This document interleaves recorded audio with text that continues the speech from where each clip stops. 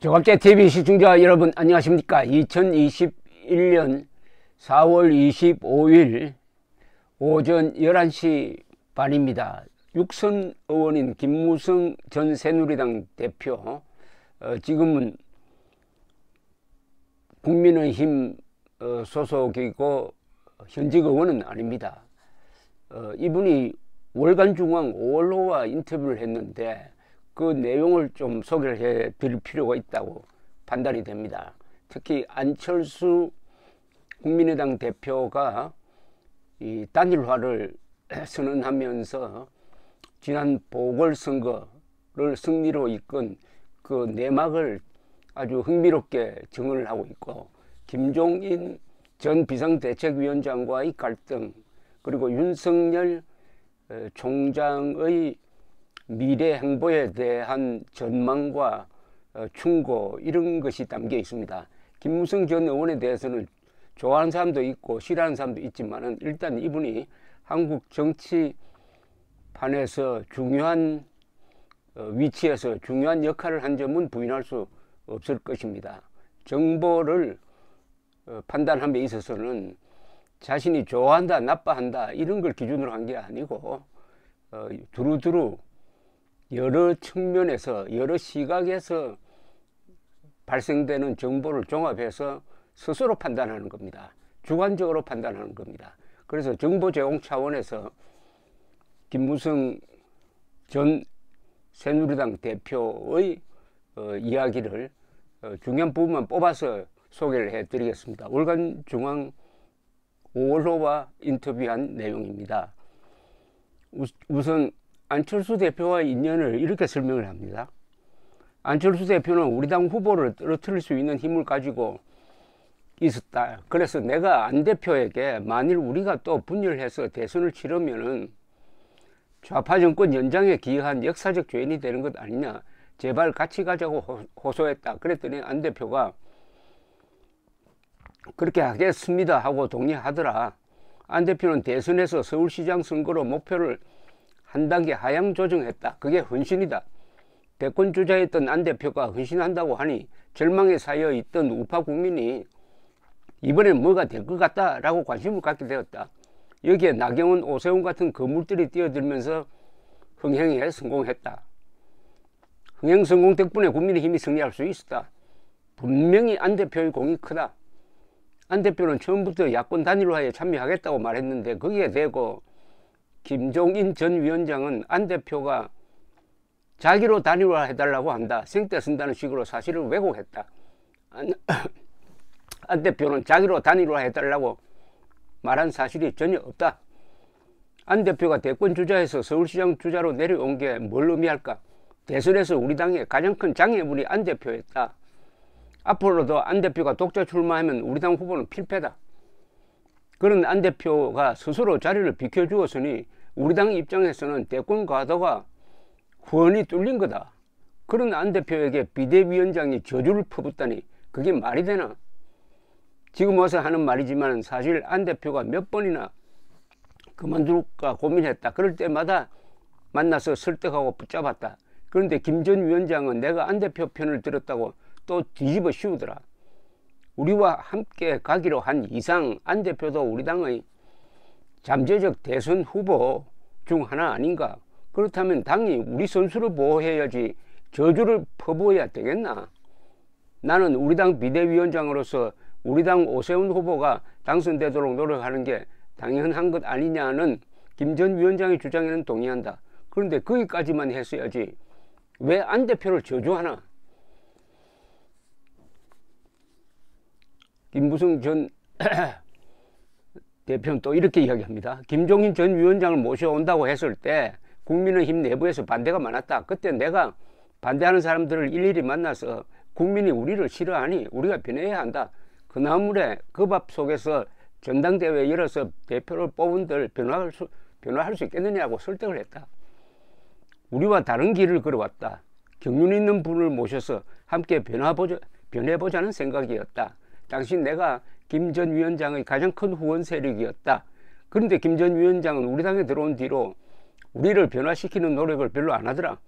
최고 중진회의만 해도 그렇다. 처음에는 몇 차례 하더니 듣기 싫은 소리가 나와서 그러지 나중에는 설거문이 안 하더라. 5.18 국립묘지 참배와 두 전직 대통령 사과 문제도 그런 식으로 하는 게 아니다. 김 전 위원장은 당내에서 반대 목소리가 있어서 광주에 자기 혼자 갔다고 했는데 그렇다면 설득을 해야 했다.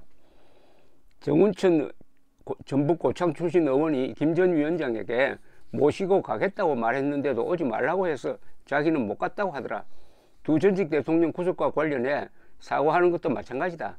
당내에 반대하는 의원들이 있으면 의원총회를 10번이라도 열어서 설득하고 설명해야 했다. 우리 당 의원들이 다 같이 사과했으면 모양새가 훨씬 좋지 않았겠나. 다시 말하자면 김 전 위원장은 우리 당을 변화시키려고 노력하지 않고 혼자서만 다 한 것이다. 그런데 이제 와서 저것들은 안 된다고 밖에 나가 말하고 다니는 건 또 뭔가 진짜 옳지 못한 행동이다. 기자가 김 전 위원장이 국민의힘의 고문 추대 제의를 뿌리치고 물러났다. 향후 그 행보를 어떻게 전망하나 했더니 김무성 씨는 윤석열 전 총장한테 가서 줄을 대려 하겠지 라고 했습니다. 국민의당과의 통합 문제는 어떻게 풀어가야 할까라고 기자가 물었더니 무조건 빨리 해야 된다. 안철수 대표는 흔쾌히 후보 단일과 결과에 승복하고 오세훈 후보를 위해 마지막까지 최선을 다해 뛰었다. 또 정권을 교체해야 한다는 안 대표의 생각이 우리와 같을 뿐 아니라 힘을 합치면 선거에서 이길 수 있다는 것도 보여주었다. 안 대표와 합쳐야 윤 전 총장도 우리 쪽으로 들어올 수 있다는 걸 알아야 한다. 이건 아주 중요하다는 생각이 듭니다. 안 대표와 합쳐야 윤 전 총장도 우리 쪽으로 들어올 수 있다는 걸 알아야 한다. 안 대표가 내건 통합 조건은 지분 요구가 아니다. 지금의 국민의힘으로는 안 되니 중도로 외연을 확장하고 변해야 한다는 것이다. 나 역시 그렇게 주장하고 있고 주호영 국민의힘 원내대표도 마찬가지다. 빨리 통합을 서둘러야 한다. 타이밍을 중요시하는데 지금 시간이 없습니다. 내년 3월 9일에 선거가 있습니다. 그러니까 윤석열 총장도 안철수 그리고 국민의힘 통합도 빨리 해야 된다. 빨리 해야 된다. 이 김무성 의원이 모셨던 김영삼 전 대통령이 여러 가지 부족한 점이 많지만은 이분이 대통령이 될 수 있었던 가장 큰 힘은 결단이 빨랐다는 겁니다. 결정이 빠르면은 좀 실수를 하더라도 많이 할 시간이 있습니다. 그러나 늦게 결정하면은 잘못되었을 때는 그것으로 끝입니다. 모든 초점을 정권 교체에 맞춰야 한다. 자격 없는 문재인 정권이 들어선 것은 박근혜 정권이 잘못한 탓이다. 이번에 오세훈, 박형준이 당선된 것도 문재인 정권이 잘못했기 때문이다. 선거라는 게 그런 것이다. 대선에서 이기기 위해서는 반문재인 세력을 다 통합해야 한다. 그 전에 친이, 친박, 탄핵 찬성파, 반대파 다 없애고 대화해를 해야 한다. 내가 앞장서서 다 내 잘못이니 우리 화해하자고 사과하고 머리 숙일 생각이다. 대통합을 한 뒤에 대권 주자들을 한 플랫폼에 모아서 후보 단일화를 할 수 있는 사람이 우리 당의 대표가 돼야 한다. 김무성 씨는 또 이렇게 주장을 합니다. 윤석열 전 총장은 국민 입장에서 보면 쇼크다. 국민을 많이 놀라게 한 사람이다. 처음에는 우파를 쑥대밭으로 만든 사람이라는 비판을 받기도 했지만 자기를 검찰총장으로 임명한 문재인 정권에 대해서도 똑같은 잣대를 들이대는 걸 보고 국민이 괜찮은 사람이라고 생각하게 된 것이 아닐까. 그러니 공정한 사회를 만들 수 있는 사람 아니겠느냐는 기대를 갖게 된 것이다. 법무부 장관이 직접 나서서 탄압했는데도 윤 전 총장은 밀리지 않고 꿋꿋이 버티며 저항했다.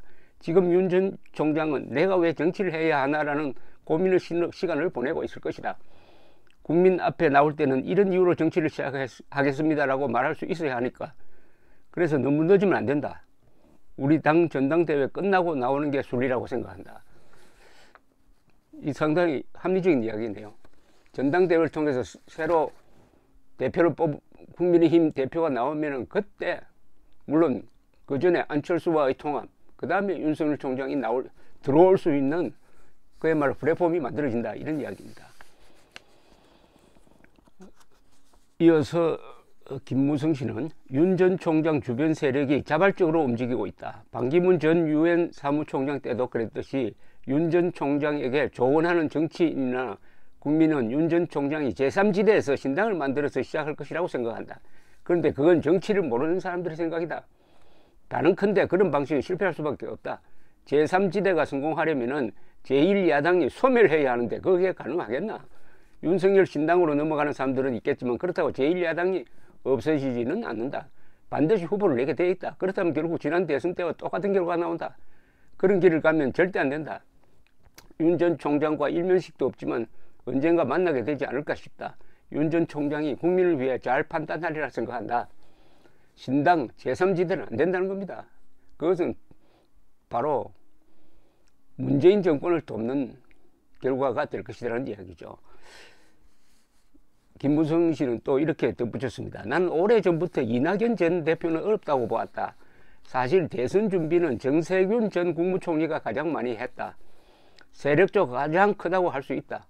정 전 총리가 뛰어들면 이 지사와 2위 그룹의 격차는 더 커질 것이다. 거기에 유시민 전 의원도 가세할 것으로 예상한다. 그러면 결국 민주당 대선 후보는 이재명 지사가 될 것이다. 그런데 이 정권은 이재명 지사를 불안하게 보고 있다. 또 이 지사는 반드시 이 정권과 차별화 정책을 쓸 것이다.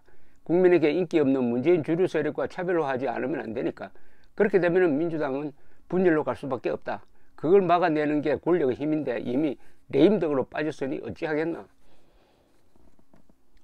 친문과 이 지사의 동행이 가능할까요? 라고 기자가 물었더니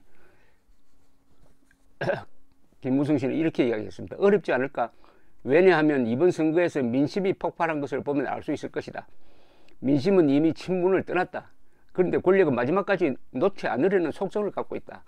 민주당도 선거 끝난 직후에는 자숙하는 것처럼 보이다가 우리가 뭘 잘못했다는 식으로 다시 고개를 들지 않는가. 대통령이 되고자 하는 사람이 인기도 없고 말도 안 통하는 사람들과 손을 잡으려 할까? 분열, 친문 세력이 결국은 비친문 세력, 비문 세력이라고 할까요? 비박, 친박, 친이 이렇게 나오더니 그 비슷한 게 이제 친문, 비문 이렇게 되겠습니다. 결국 갈라지게 될 것이다 하는 전망입니다. 그러면은 이 국민의힘은 어떻게 바뀌어야 되느냐에 대해서는 국민에게 버림받았다고 할 정도까지 떨어진 적이 있으니 다시 신뢰를 회복하기 위해서는 크게 변화해야 한다. 변화하기 위해 김종인 전 위원장을 모셔왔는데 만족할 만한 수준은 아니었다. 먼저 당은 스펙트럼이 넓어야 한다. 우리 당의 오른쪽은 극우에 다 있는데 왼쪽이 중도에 닿을 수 있도록 당의 정체성을 바꿔야 한다. 일례로 대북 문제에서 우리는 너무 경직되어 있다. 무조건 북한과의 대화를 반대만 할 게 아니다. 대화는 하되 원칙 있는 대화를 해야 한다고 촉구할 수 있어야 한다. 북한은 자기들이 살기 위해 핵을 개발했는데 그걸 포기하리라고 생각한다는 게 말이 되나? 그런데도 이 정권은 북한이 핵 포기를 약속했다고 말하고 있다. 한마디로 우리도 속고 트럼프도 속았다. 그러면은 북한의 핵을 포기하게 할 수 없다 하면은 대답은 간단합니다. 우리가 핵무장을 해야 됩니다. 핵무장하는 방법은 몇 가지가 있습니다. 우리가 핵을 만드는 방법이 있고 미국으로 하여금 전술핵을 재배치해가지고 공동사용권을 갖도록 하는 방법이 있습니다. 이상 김무성이 본 한국의 대선판이었습니다. 참고가 되시기 바랍니다. 감사합니다.